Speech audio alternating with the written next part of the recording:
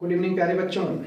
आइए, अब तक अभी हमने आप लोगों को संख्याओं से परिचय करवाया और उसके बाद डेसिमल से फ्रैक्शन चेंज करने के नियम बताए और फिर विभाजकता का नियम बताया।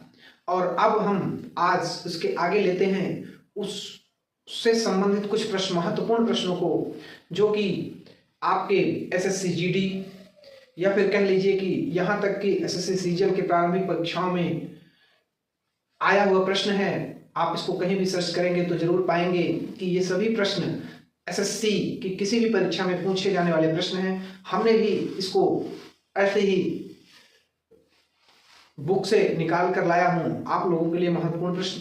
पहला प्रश्न है कि निम्न भिन्नों में कौन सी सबसे बड़ी भिन्न है, या फिर ऐसा पूछ लेता है कि निम्न भिन्नों में से कौन सी सबसे छोटी भिन्न है। तो प्रश्न यह है, निम्न लिखित भिन्नों में कौन सी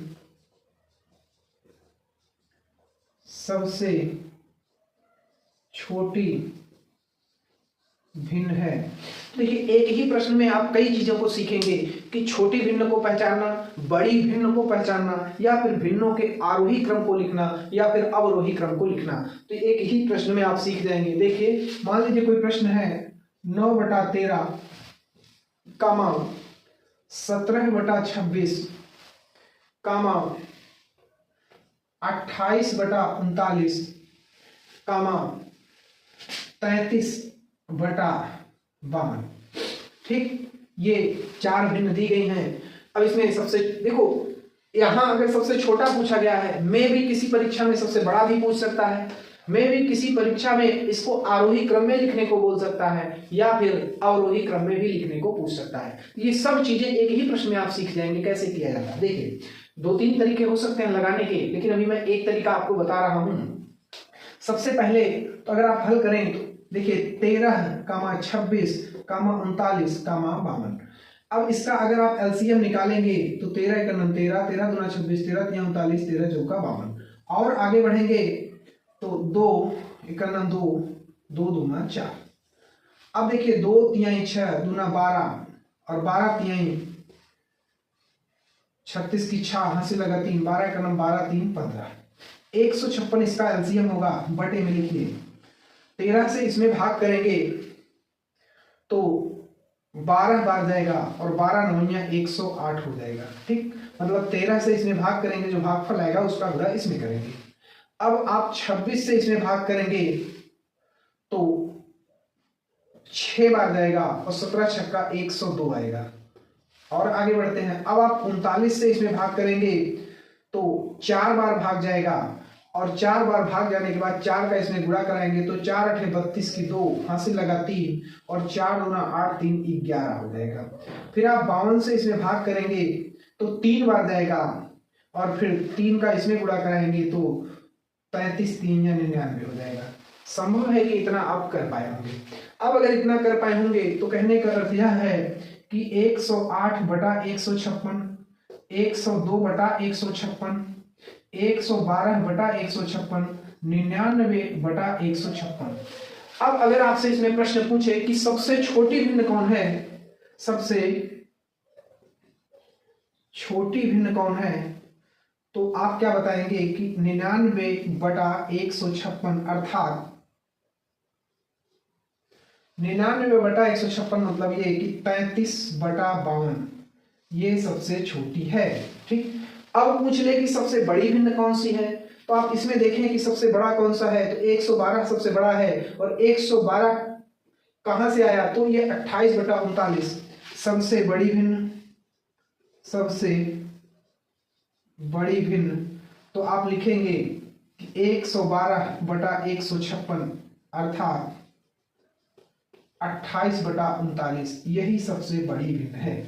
ठीक, अब कह रहे हैं कि अगर इसको आरोही क्रम में लिखिए, मतलब आरोही क्रम का मतलब होता है छोटे से बड़ा लिखना, तब आप क्या करेंगे कि सबसे पहले लिखेंगे 99/156, इससे बड़ा है 102/156, इससे बड़ा है 108/156 और इससे बड़ा है 112/156।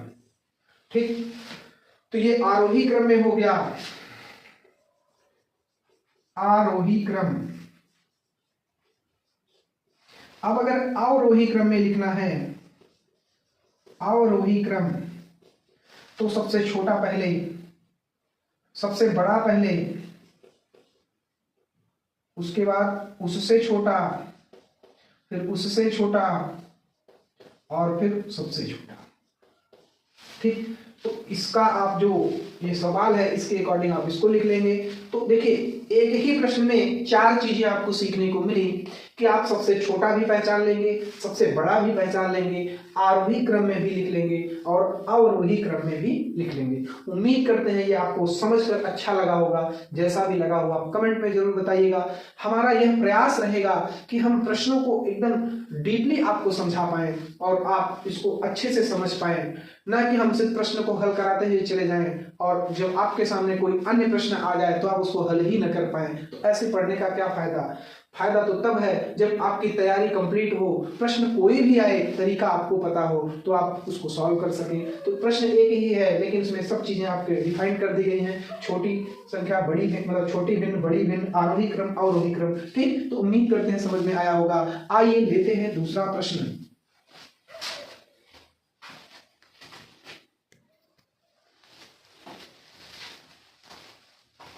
देखिए प्यारे बच्चों, कह रहा है वह सबसे छोटी भिन्न बताएं जिसे 2 सही 1/2, 3 सही 1/3, 4 सही 1/4 और 5 सही 1/5 के योग में जोड़ दिया जाए तो वह पूर्णांक बन जाए, ऐसा प्रश्न है। तो पहले इसके योगफल निकालते हैं।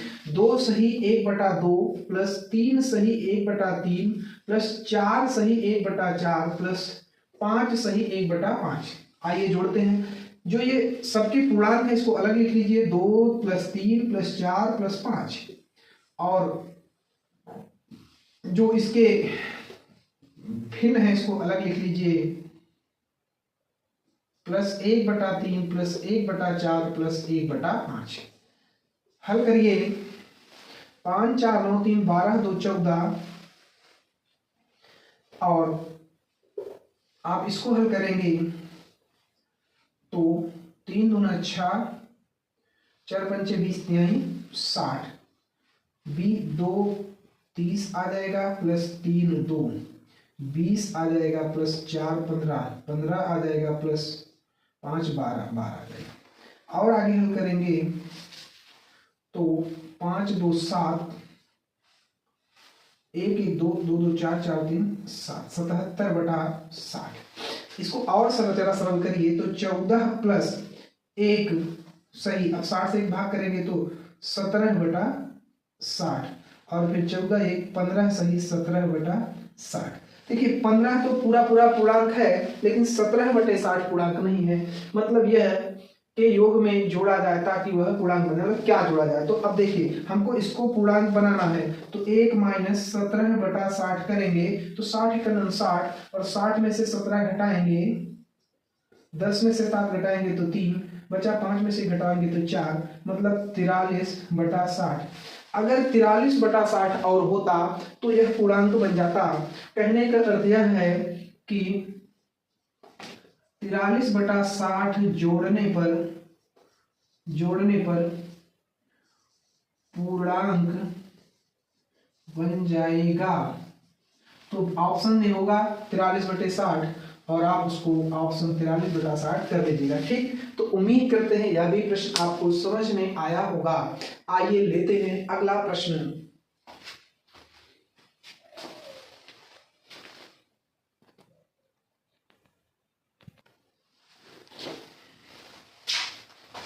देखिए प्यारे बच्चों, यहाँ पर प्रश्न यह है कि 6 अंकों की सबसे छोटी संख्या क्या है जो 108 से विभाज्य है। तो पहले तो हम सबसे छोटी संख्या और सबसे बड़ी संख्या जान लेते हैं कि कह रहा है सब। देखो जब छोटी संख्या कहेगा, जैसे हम कहें कि एक अंक में सबसे छोटी संख्या क्या है, एक अंक में छोटी संख्या, और फिर एक अंक में बड़ी संख्या, एक अंक में छोटी संख्या 0 और बड़ी संख्या 9। ठीक, अब इसके बाद फिर कहेंगे कि 2 अंक में अगर पूछेगा तब 2 अंक में छोटी संख्या 10 और बड़ी संख्या 99। बात समझ आ रही नहीं? तो अब आगे बढ़िए, 3 अंक में पूछेगा तब 3 अंकों में छोटी संख्या तो 100 और 4 यहाँ 3 अंक में बड़ी संख्या पूछेगा तो 999। फिर अगर 4 अंक में पूछेगा तब 4 अंकों में छोटी संख्या तो 1000 और बड़ी संख्या पूछेगा तो 9999। और फिर 5 अंक में पूछेगा तो 5 अंक में पूछेगा तो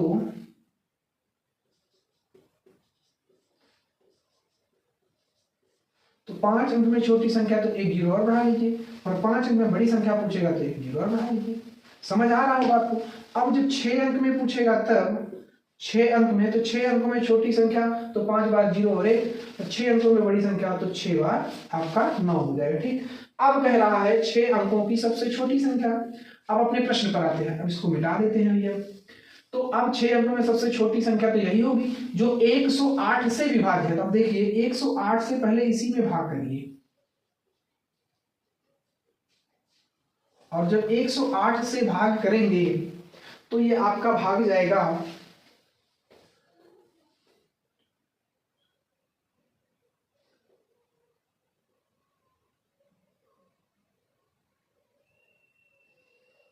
9। अगर 9 बार ले जाएंगे तो 9 8 72 और 9 8 72 2 हाँ से 7 9 0 0 7 9 91 9।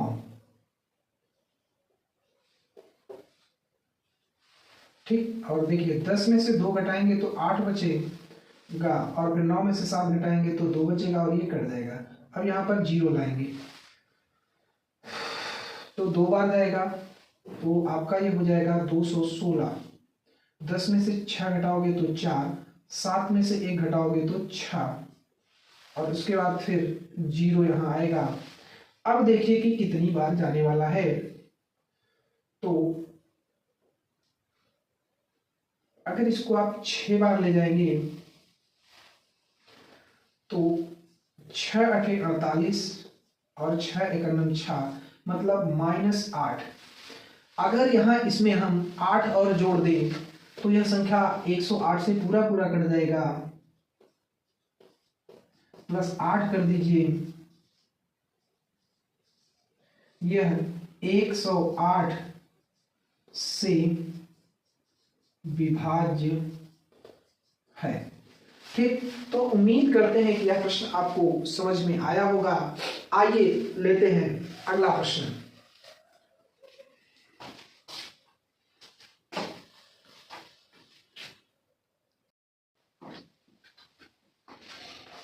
देखिए प्रश्न संख्या 4 क्या कह रहा है कि 2 5 0 6 एवं 8 से बड़ी 5 अंकीय सबसे बड़ी संख्या और सबसे छोटी संख्या का अंतर कितना होगा। मतलब हमको सिर्फ 2 का प्रयोग करना है, 5 का, 0 का, 6 का और 8 का। इन अंकों का प्रयोग करके सबसे बड़ी संख्या लिखना है और फिर सबसे छोटी संख्या लिखना है और फिर उसका अंतर निकालना है। तो चलिए बड़ी संख्या क्या हो जाएगी भैया, बड़ी संख्या।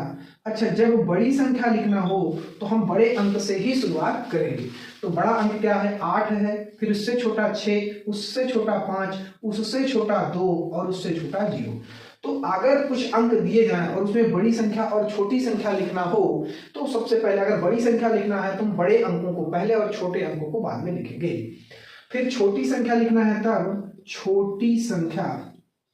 प्यारे बच्चों, अगर हमें छोटी संख्या लिखना है तो हम शुरुआत किससे करेंगे, तो शुरुआत जो सबसे छोटी संख्या होगी उसके एक अंक, मान लीजिए अगर सबसे छोटी संख्या 0 है तब 0 को तो छोड़कर उससे जो बड़ी होगी वहां से शुरुआत कर देंगे। लेकिन अगर सबसे छोटी संख्या 1 दिया गया है, 0 नहीं है, तो हम शुरुआत छोटी संख्या से करेंगे। ठीक, तो आइए जैसे इसमें अगर हम 0 पहले लिख देंगे तो उसका मान या उसकी वैल्यू कुछ रह नहीं जाती, इसलिए हम 2 पहले लिख लेंगे, उसके बाद 0 लिखेंगे और फिर धीरे धीरे बढ़ते हुए अंकों को लिखेंगे। मतलब फिर 5 लिख देंगे और फिर 6 और फिर 8।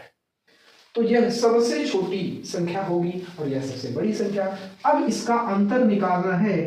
अंतर तो देखिए भैया, 10 में से 8 घटाओगे तो 2 बचेगा। यहाँ बचा कितना 1, 11 में से 16 घटाओगे तो 5 बचेगा। यहाँ कितना बचा 4, 14 में से 5 घटाओगे तो 9 बचेगा। यहाँ बचा 5 और 5 उतार दीजिए और 8 में से 2 घटाएंगे तो 6। यही आपका 65,952 यही आपका आंसर हो जाएगा कि इन अंकों से बनने वाली 5 अंकों की सबसे बड़ी संख्या और 5 अंकों की सबसे छोटी संख्या का अंतर होगा। अगर हम 0 पहले लगा भी देते तो ये 5 अंकों की संख्या न बनती बल्कि 4 अंकों की संख्या बनती, तो यहाँ गलत हो जाता। इसलिए आप इस तरीके से लगाएं। उम्मीद करते हैं कि आपको समझ में आया होगा। आइए लेते हैं अगला प्रश्न।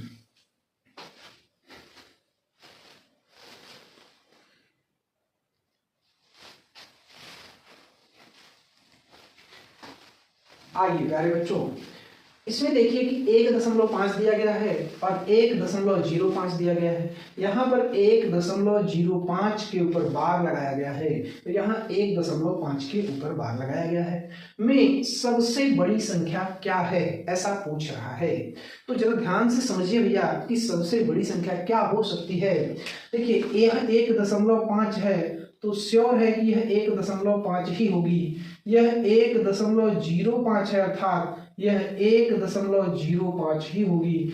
यहाँ पर 1.05 और इसके ऊपर बार लगा है, इसका अर्थ है 1.05, 5 और 5 और 5 डॉट डॉट डॉट और फिर 1.5 के ऊपर बार है, इसका मतलब 1.5 और 5 और 5 और 5 डॉट डॉट डॉट।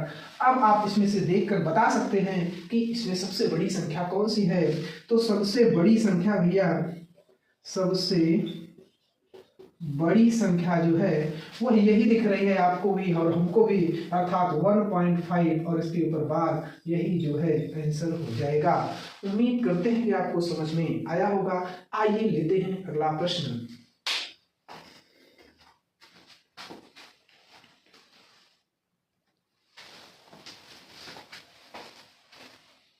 देखिए प्यारे बच्चों, कह रहा है कि यदि कोई संख्या 31 से उतनी ही बड़ी है जितनी कि वह 75 से छोटी है, वह संख्या होगी। तो आप मान लीजिए माना संख्या x है। अब बढ़िए आगे, खूब अच्छे से बढ़िए। अब आगे बढ़ने का अर्थ यह है कि अब देखिए कोई संख्या है जो 31 से उतनी बड़ी है, तो कहने का मतलब यह है कि हम x से जितनी भी बड़ी होगी, मतलब यह है कि अगर हम x में 31 घटाएं तो वह बराबर हो जाएगी। कहने का अर्थ है कि वह बराबर हो जाएगी। अब वह 75 से छोटी है अर्थात 75 माइनस x करेंगे तो बराबर आ जाएगा। तो अब हल करिए, x इसको इधर लाएंगे तो प्लस x बराबर 75, इसको इधर ले जाएंगे तो प्लस 31। ये 2x बराबर 5, 1, 6, 7, 3, 10 और x बराबर 106/2, तो x बराबर 53, अर्थात वह संख्या जो है वो 53 है, जो कि 31 से उतनी ही बड़ी है जितना कि वह 75 से छोटी है। ठीक, तो उम्मीद करते हैं आपको समझ आया होगा। आइए लेते हैं अगला प्रश्न।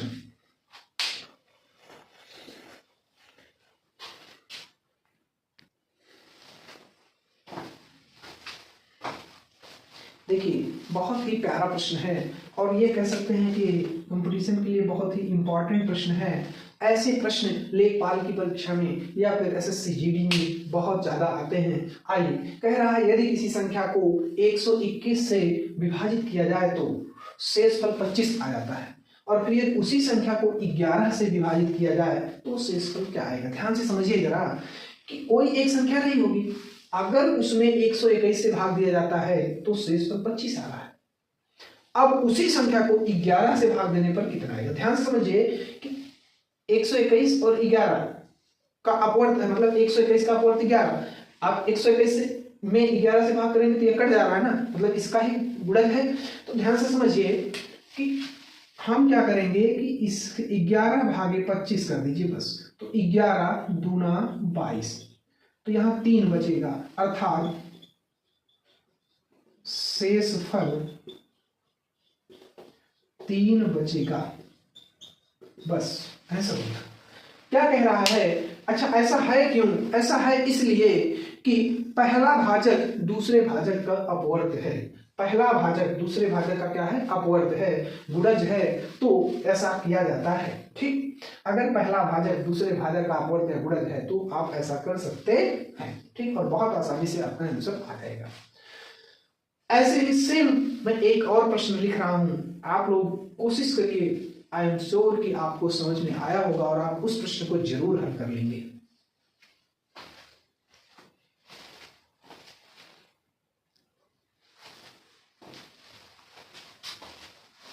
देखिए प्यारे बच्चों, सेम वही प्रश्न है, बस अंक बदले गए हैं।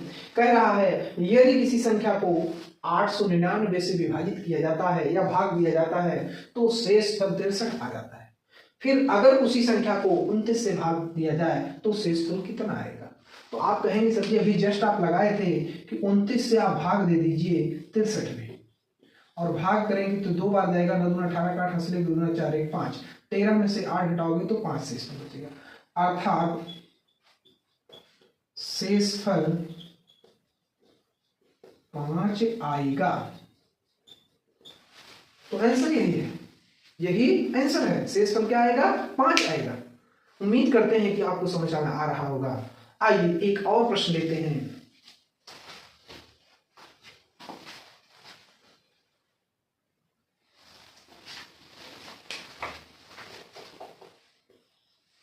आइए प्रश्न संख्या 7, प्रश्न संख्या 8 के जैसे ही प्रश्न संख्या 9 है, हम इसलिए इस प्रश्न को 2 बार 3 बार ले रहे हैं ताकि आपको इस प्रश्न में कोई कंफ्यूजन न रह जाए। देखिए सबसे पहले हम ध्यान देते हैं कि ये इसका क्या है, अपवर्त है, तो आप कहेंगे हाँ 8 सत्ते 56 है। अब आगे बढ़िए, कह रहा है यदि किसी संख्या को 56 से विभाजित किया जाए तो शेष फल 29 आ जाता है, उसी संख्या को अगर 8 से विभाजित किया जाए तो शेष फल क्या आएगा?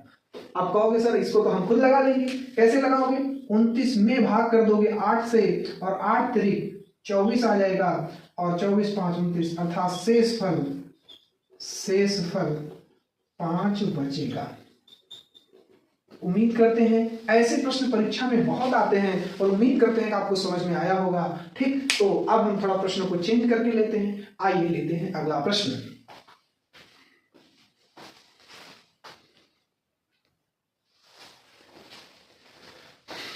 देखिए प्यारे बच्चों, कह रहा है ऐसे कि 2/7, 1/3, 5/6 और 3/4 में कौन सी भिन्न जो है सबसे बड़ी है।